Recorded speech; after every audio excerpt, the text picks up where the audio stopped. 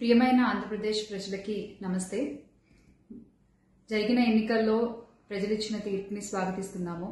ఖచ్చితంగా ఈ క్షేత్ర స్థాయిలో జరిగినటువంటి ఎన్నికల్లో ప్రజలదే అంతిమ తీర్పు. మీ తీర్పుని ఖచ్చితంగా స్వాగతిస్తున్నాం, గౌరవిస్తున్నాను. ముందుగా అఖండ విజయాన్ని మూటగట్టుకున్న కూటమికి ధన్యవాదాలు. పెద్దలు నారా చంద్రబాబు నాయుడు గారికి, అలాగే పవన్ కళ్యాణ్ గారికి, బీజేపీ సభ్యులందరికీ, పురంధరేశ్వరి గారికి, అందరికీ కూడా హార్దిక కృతజ్ఞతలు తెలియజేసుకుంటున్నాము. అలాగే వైసీపీ గెలుపు కోసం కష్టపడ్డ ప్రతి కార్యకర్తకి, ప్రతి ఒక్కళ్ళకి, వైసీపీ కుటుంబం మొత్తానికి కూడా పేరు పేరున ధన్యవాదాలు. ఎస్, ఓడిపోయాము, కానీ ఒకటి గుర్తుపెట్టుకోవాలి, గెలిచిన నాడు ఎప్పుడూ విర్రవీగలేదు విజయ గర్వంతో.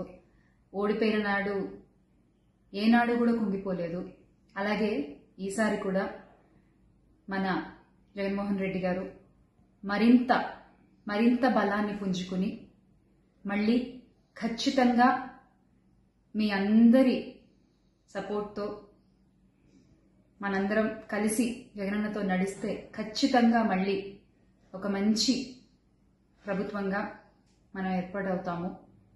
దేవుడిపై నమ్మకం ఉంచి ప్రజలకి మంచి జరగాలని కోరుకుంటూ, ఎస్, ఎప్పటికీ జగనన్నతోనే అందరం కలిసి నడుద్దాము, మంచి చేద్దాం. ఏదైనా ప్రజలకి మంచి జరగడం ముఖ్యం.